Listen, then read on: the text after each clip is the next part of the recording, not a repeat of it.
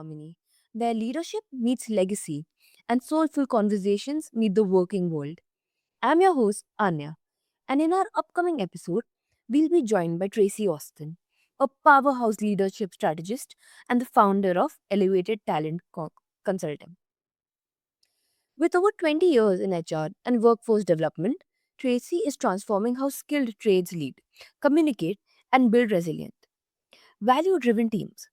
She is here to share the secrets to high performance leadership rooted in practical tools and emotional intelligence, perfect for foremen, project managers, and business owners alike. So, Tracy, your work centers on building leadership within the trades. Why do you believe this industry has such a unique leadership gap? Such a great question. And what we see is we have a number of both skilled and unskilled laborers. And there's such a demand for the work to be done that folks aren't taught those leadership skills, especially in the smaller organizations. So much of this is about not teaching the skills. And a lot of that comes back to time and with small organizations, you have business owners that grew up on the tools that didn't necessarily learn those leadership skills either.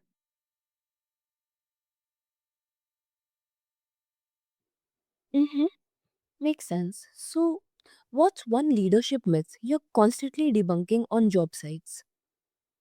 Yeah. So, one of the leadership myths that we're debunking is that you can't lead as we're going through. And another one that we are debunking is this idea of complaints and culture. And so when we're out on a job site, we're really listening for what are those complaints because we believe every complaint is a poorly worded request.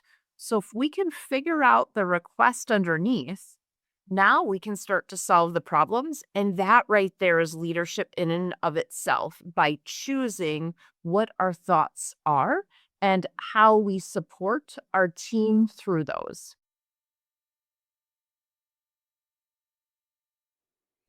It's refreshing to hear leadership taught with both practicality and compassion, especially in high pressure industries. Yes, absolutely. And there's definitely pressure when you're out on a site, things aren't going as planned. You don't necessarily have, you know, what you need because of delays and other items that are happening. So there's definitely a juggling that happens. And what we find is when we can shift our thoughts into here's all the things that are going wrong and shift that to what can I control? What is it that we can actually do? And there's times where we need to take a breath and bring the folks up with us, meaning instead of having the expectation that someone can do something, we need to check in with them that they can. Mm-hmm, absolutely.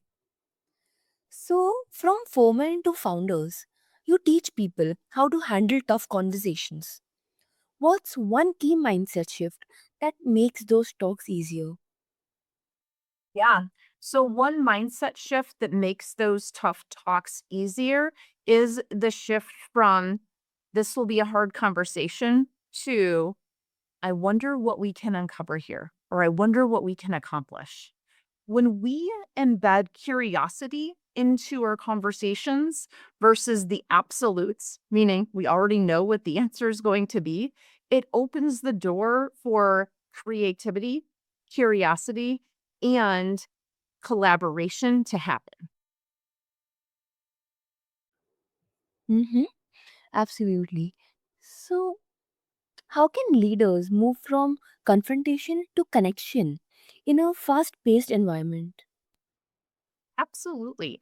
So to move that from that confrontation to connection, I I like to tell a story here, and we see this quite often when we're out in the field. Is it could be the foreman is frustrated that something isn't done to a high level of quality that they're expecting. So one approach would just be, hey, why did you do it that way? That looks horrible. I can't believe you did that. So we have all of this blame and shame wrapped around this conversation to this individual. And that creates a lot of confrontation because, I don't know about you, but if someone comes to me and starts kind of naming all the things that aren't working or that I should have known, I'm going to get pretty defensive pretty quickly. And what we can do is we can shift that to say, start asking some questions. And that could look like, hey, Anya, can you, explain to me, the process that you took to get this piece of trim up? Now I'm going to explain it. And then I might ask another question that says, you know, is this something that you'd be proud of in your own house? Is this the quality that you want? So by asking open-ended questions, what happens is I start to connect with that person and I start to learn their thought process. And then we can start to say, is there anything here that you see that maybe doesn't match what you learned in your training or what some of that expectations were? And maybe there's, a quarter, an eighth of an inch gap. And now we can start to address that, but we're going to have them name it. And if they can see it and name it, what we just did is we taught them what the expectation was. And we also taught them to start to look for things. When we can mention what's happening and start to ask some questions around it, what it does is we're leading them into the thought process. And we're also leading them into the expectation of quality that is there. And every time we see it, then we start asking questions. And the key here is that we have the accountability that happens over and over and over. And a simple mention, hey, I noticed XYZ, starts to have them notice it and be aware of it as well. And that starts to create the connection in the conversation, which we can see that, hey, maybe there's a skills gap, maybe there's a training gap that's there. And we see that early in the conversations with new hires coming in.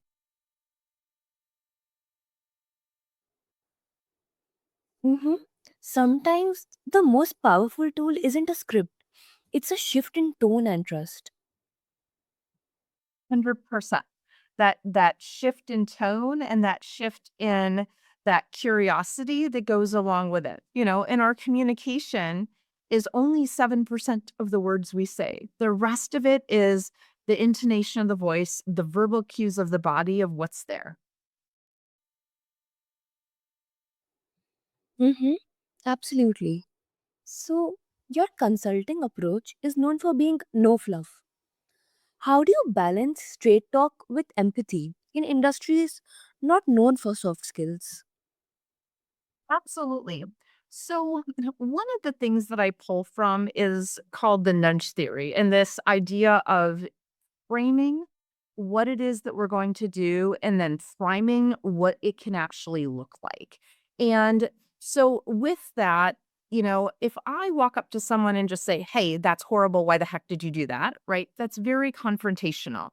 But yet, if we start to say, hey, our expectation of the day is that we're getting X, Y, and Z done, and here's what that can look like, we're saying that straight up front. There's no fluff with it. It's very clear the expectations, and we're defining what good looks like.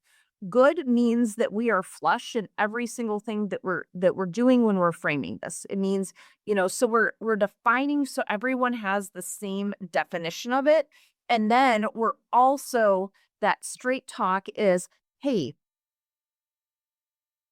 I noticed X, Y, or Z. Or, hey, tell me about that door frame over there. Or, hey, tell me about, the tools that are in your truck. Tell me about what's going on with this. So there's no fluff around it. We're asking the question. We want to get them thinking as to what the expectations are and enrolled in it so that we don't have to keep reminding. If I just say, do this, do this, do this, do this, we don't understand what's behind it and the why.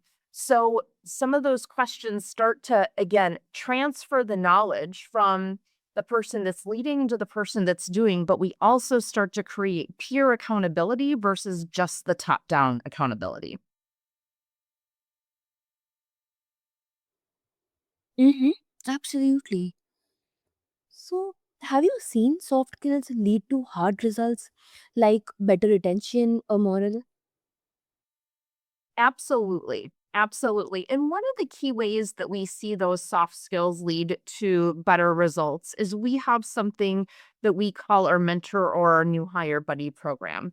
And what this program does is it solves the retention issue in the first 90 days, but it also starts to teach leadership skills to line level staff. And where the soft skills come in is we're training these line level staff that are not in leadership roles leadership skills. How do we have conversations? How do we mention something without shaming someone? And so how do we ask some of these curious questions? So we're training them how to do it, and then we're having them be that peer to peer mentor with a new hire coming in. And again, the hard results end up being we're reducing turnover and we're increasing the retention of these folks that have been on our team that may be looking for another role or maybe looking for a promotion. We're giving them that in role growth. Yeah, I love that. This is about making people feel valued, not just managed. 100%. And some of that is building the connection and trust. Business is about relationships. We know from Gallup polls that, hey, folks that have a best friend at work are much more likely to stay long term. So when we can start to build those relationships and the accountability up front with peer to peer and with our leaders leading folks, that shifts into this feeling of I belong here. I trust the people I work with.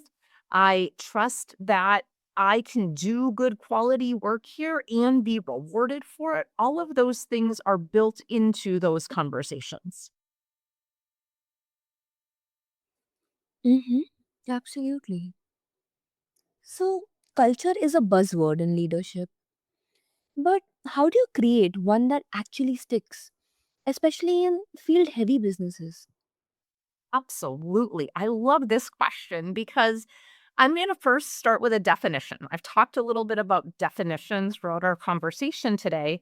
And if we don't have a strong, clear understanding of what something is with the people we're working with, we will have folks thinking it's something different, and then we will miss what our goals are. So we define culture as the behaviors that we allow and do not allow in our environment or in our organization.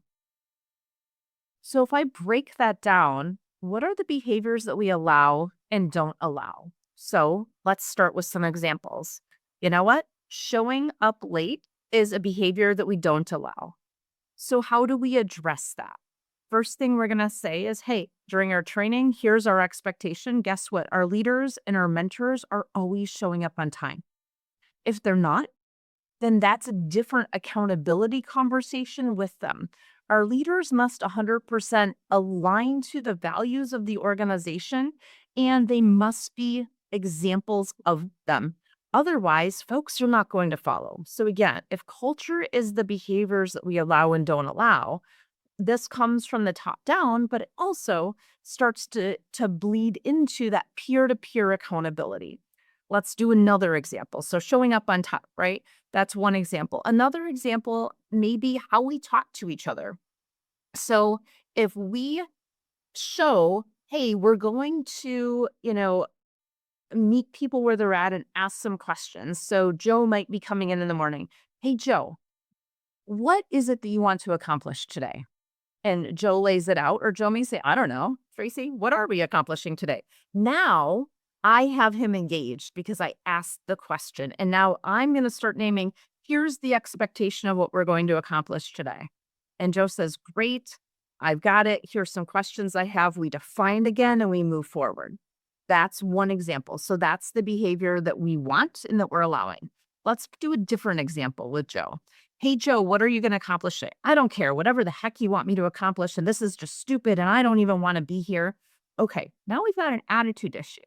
It is my responsibility to address that behavior immediately. Joe, what's going on? This isn't how we typically see you show up. And I'm curious, what's going on? Right. And then, Joe, our expectation is that, you know what, we're showing up when we're ready to work. Are you ready to work today? If he says no, we have a choice. We can say, go out and work anyway, or we can say, why don't you, go take a 15-minute break right now? Or, if this has happened several times, we might say, Joe, we don't have work for you today if you're not going to be what ready and willing to do it. And so, yes, we're always managing what are the business results we need to hit with what are these behaviors. But so often we allow behaviors that actually undermine the organization and undermine the quality of work. That creates a completely different culture. I love that approach. So, what's the first sign a workplace culture needs a reset? So, the first sign that I would say that a culture needs a reset is not something that I could necessarily answer because every organization is going to determine what their own culture is. And so what I would say is what's the definition of the behaviors that you want in your organization? And this actually goes back to your mission, vision, and values. And if you do not have mission, vision, and values in your organization, I would highly recommend that you go through and you create those. Creating the mission, vision, and values allows that one point of understanding and that definition that we've been talking about for behaviors. And now we can look at behaviors through that. To say, hey, what's a red flag around culture without knowing what the mission, vision, values are, it's very difficult to name what that is. Now, I can give some examples if that's helpful. Absolutely. Please go ahead.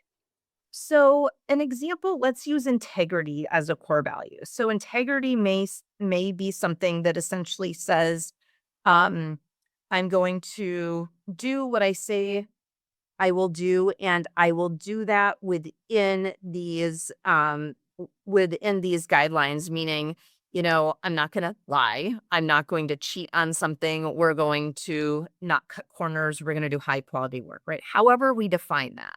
Now, we're out on a job site and we see someone that is, doing the work, but we see some corners starting to be cut within what they're doing. You know what? They put something up and it wasn't measured appropriately and there was a bit of a gap, and guess what? They just left it. Or they didn't put in all of the fastening that they needed to do and they just left it, right? That's examples of cutting corners. As soon as we notice that behavior is happening, we're going to say, hey, Joe, tell me what's going on over there. All right. And we can even bring these into the core values. And so what I will say is this is a learned skill. And for it to not feel cliche, it has to be built in over time. So if one of our core values is integrity, or maybe it's do the right thing, right? So, hey, do the right thing. Hey, Joe, did we do the right thing over there, in the corner? You can kind of look at me and go, I don't know. Did we? I don't know. I asked you, did we do the right thing? Well, yes or no? So now we're holding accountable to those core values. I have a client that has a core value that's don't be an ass, right? And so within that, it is we've defined the behavior that we want and the behavior we don't want. And so we're going to flat out ask the question, hey, does this meet this level of understanding that we have for this behavior? And that's what we keep going back to. And what it does is it creates common language and expectations that everyone steps into.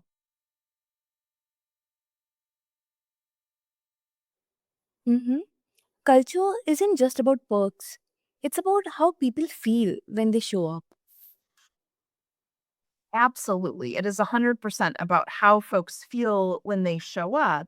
And one of the key ways, that we really look at this for, how they show up is we create the environment through our intentions, but we're also creating the environment that we work in through the words that we say and very specifically how we say them.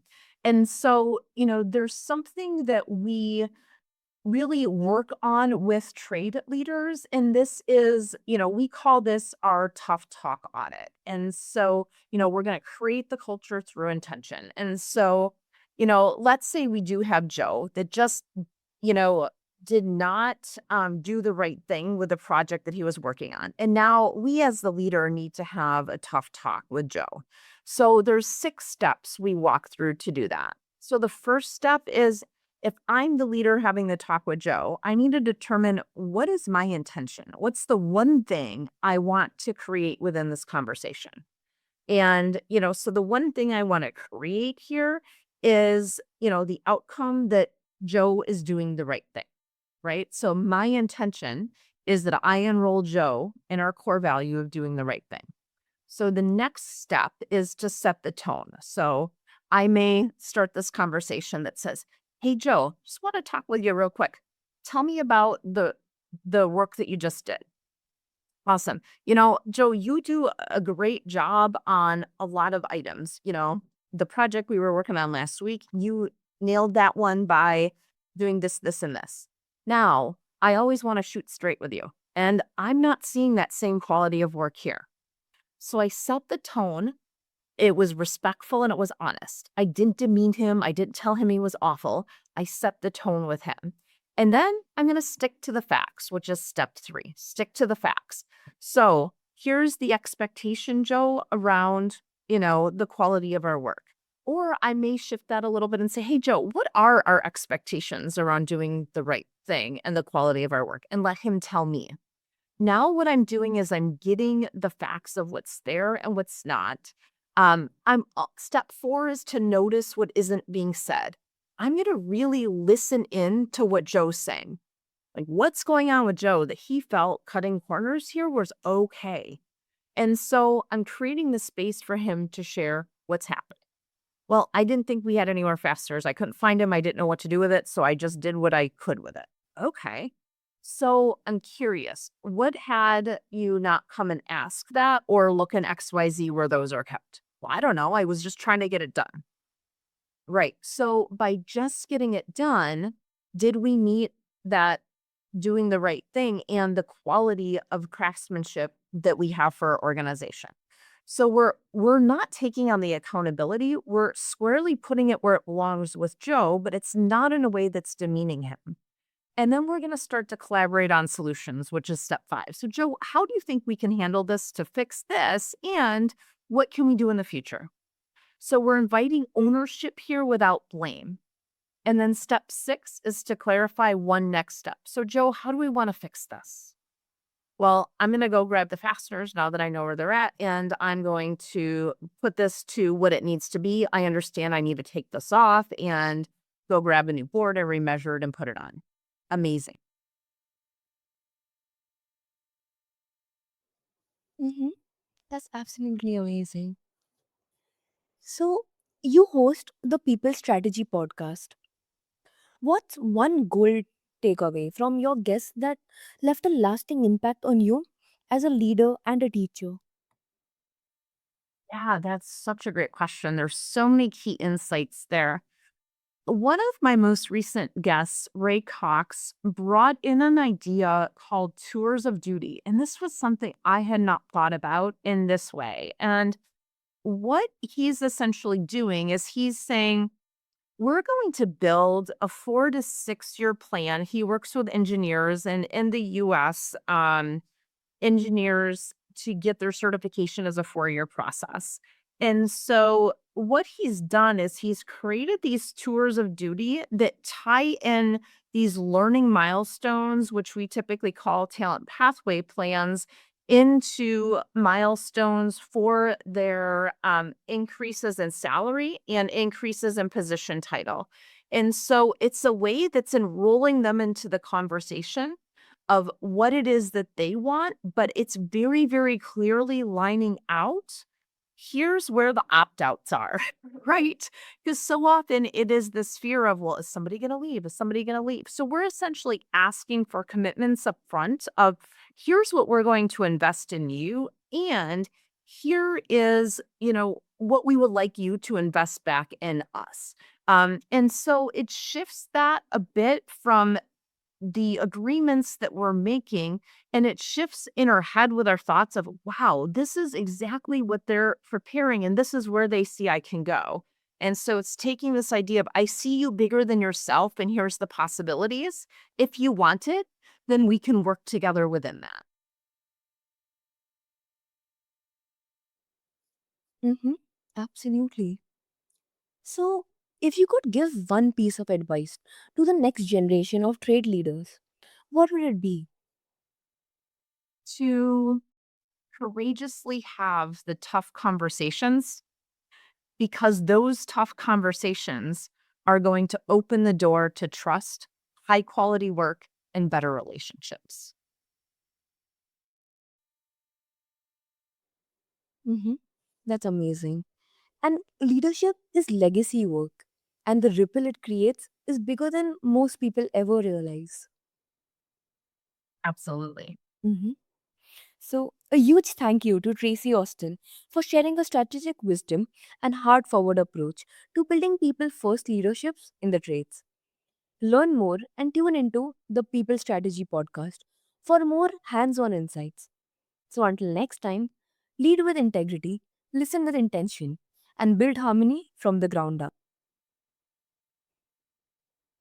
Thank you so much, Tracy. It was a pleasure to have you. Thank you. I appreciated your approach and your questions today. Mhm. Thank you so much. Have an amazing day. Yep. Bye bye.